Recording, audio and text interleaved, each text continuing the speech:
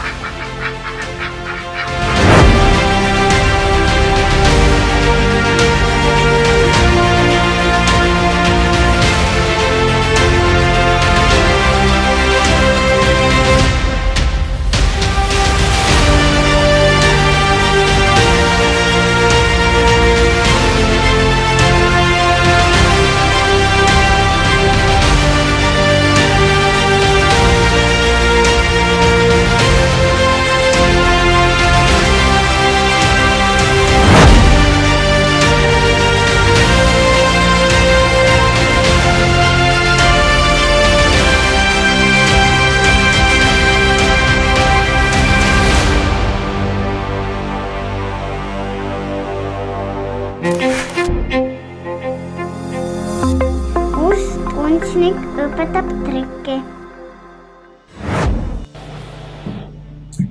Daamid ja poisid ja tüdrukud, siin on üks lihtne trikk, kasutades ühte klaasi, ühte siidretikut. Tühi klaasist kõiki neid asju võib ka eelnevalt üle kontrollida, aga ma panen selle retiku siia. Nüüd on sul vaja ka ühte võluretikut. See võluretik läheb siia klaasi peale ja ka ühte juuksekummi, kui hiie tapab. Nüüd paneme selle võluretikuse peale. Juukskummiga kinni, teha see eriti keeruliseks. Selle triki nimi on Houdini klaas ja Houdini on alati olnud kuulus oma põgenemisvõimetega, nii et ma üritan, äkki mul õnnestub. Ma tegin kõik õigesti.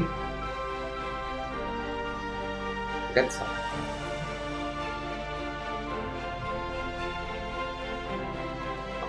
Muidugi klaas on täiesti terve.